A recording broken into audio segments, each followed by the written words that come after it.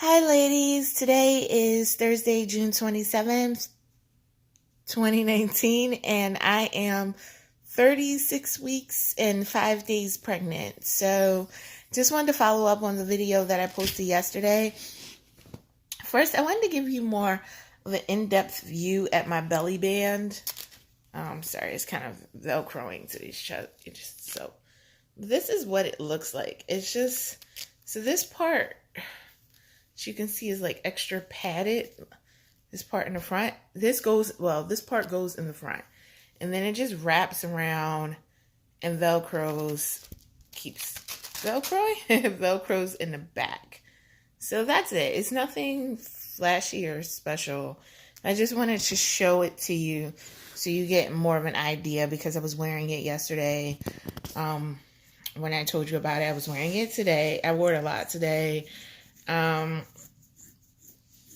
It hasn't really given me much relief, but whatever. To each their own. I'm not saying you shouldn't try it. They're very, very common, the ones that look like that. They're very, very common.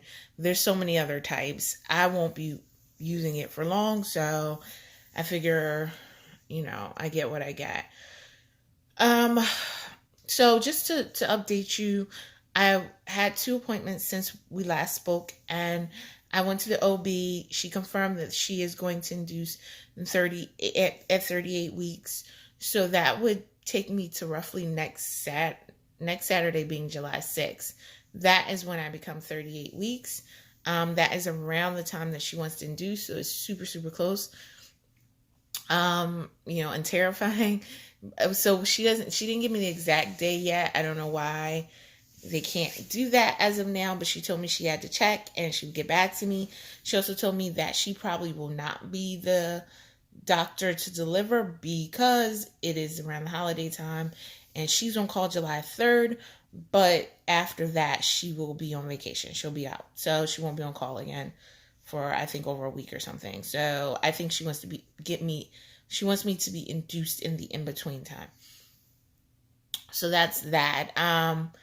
In regards to my blood pressure, it was elevated. It was like 146 over like almost 90, but then it came down. It was a little scary because the doctor said if it did not come down, she was going to send me over to labor and delivery to get tested for preeclampsia, although there was no protein in my urine. And so it did come down. It didn't come down like completely, but it came down to like 136 over 88. So she was okay with that, and she said, okay, you can go. But so that's where we are. In regards to the blood pressure, to be honest, I had stopped monitoring. I know you're supposed to monitor, and I had been monitoring daily, but after last week when I had that scare and it was like in the 150s, I just kind of like stuck my head in the sand and say, you know what, if I don't see it, it's not real. And I know that's messed up, so I'm telling everybody, please don't do that. But that was just how I felt at the time, because I was just thinking, oh my God, knowing this is making me even more stressed. Even the doctor telling me yesterday, if it didn't go down, my blood pressure, she was going to send me to labor and delivery, made me stressed. So I don't know how it went down, but it did a little bit, enough to get her to not send me to labor and delivery. She said just wanted to be cautious. Although, as I said, there was no proteins in my urine. She took me off the baby aspirin, so I was on the baby aspirin for preeclampsia to help ward it off or avoid it. But she said that if I'm getting induced, they didn't want the aspirin in my system, so that I should stop the baby aspirin. So as of yesterday, I stopped that.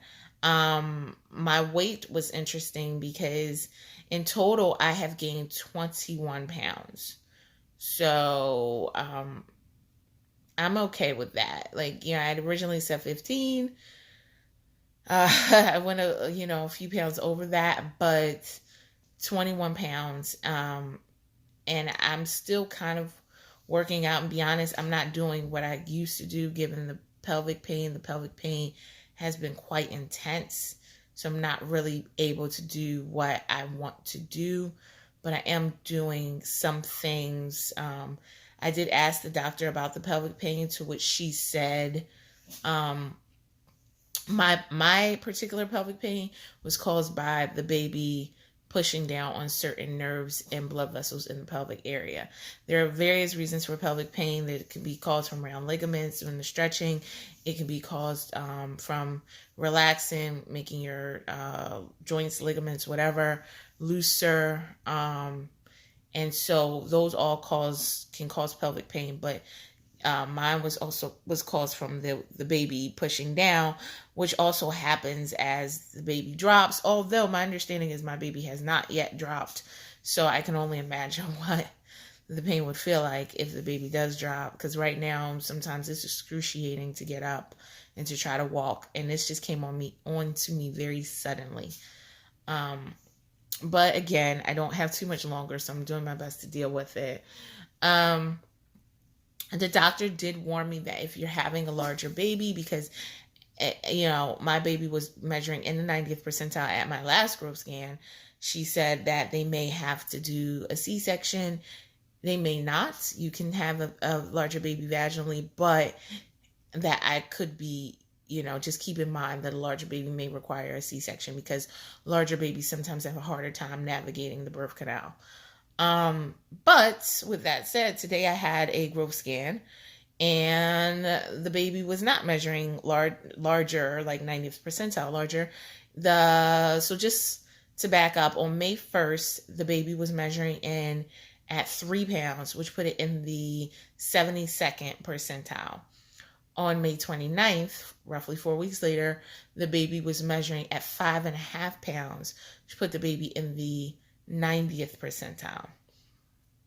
So that was 2.5 pounds in 1 month. But then today, the baby was measuring in at 7 pounds, which put the baby in the 65th percentile. So it's not, the tech, and again, this wasn't a doctor, the tech said the last one was probably just a growth spurt. The baby must have, had a growth spurt during that period, and that the baby was leveling off. Now, again, these are all estimated numbers. They really can't measure the baby. So these numbers can run, from what I was told from them, a pound above or a pound below. So, it could be a 6 pound or 8 pound baby. So somewhere in that range, I'm thinking, which is interesting, because I definitely was trying to stay away from newborn size clothing, because I was like, oh, this is going to be a huge baby. Now I'm thinking I probably need a few, because I don't have any really newborn sizes. Almost everything is 0 to 3 months and up. But at the end of the day, let's be realistic. Babies, I don't care how, unless you're doing a preemie, babies don't really stay in newborn sizes too long. So I don't want to have a bunch of newborn sizes, although it would be good, newborn size clothes, but it would be good to at least have a few, because right now I don't really have anything, because I was thinking I was, bringing literally a watermelon into the world. So, and it still could be a little bit of a larger baby, but not what I was thinking before, because they had me scared this was going to be like a 10 to 12 pound baby at one point. So I'm not thinking that anymore. Like I said, today it was they estimated 7 pounds. So, 1 pound below 6, 1 pound above 8. So that's what I'm thinking, somewhere in that range. I was 8 pounds. I was over 8 pounds. So, and I don't know exactly what my husband was, but from all accounts, he was a fat baby. So, and that doesn't translate to, your life or anything. So I guess it really doesn't matter. But that's really it in terms of that. I mean, it was just a quick update. I do have one doctor's appointment. I have 3 doctor's appointments next week. I have the OB appointment on July 2nd, and then I have 2 growth scans, or 2 biophysical scans. So one and non-stress tests, which is what I had today as well. So one on Monday. So Monday, Tuesday, and Wednesday of next week, I have doctor's appointments or some sort of baby appointment. But honestly, guys, I think that's it until postpartum.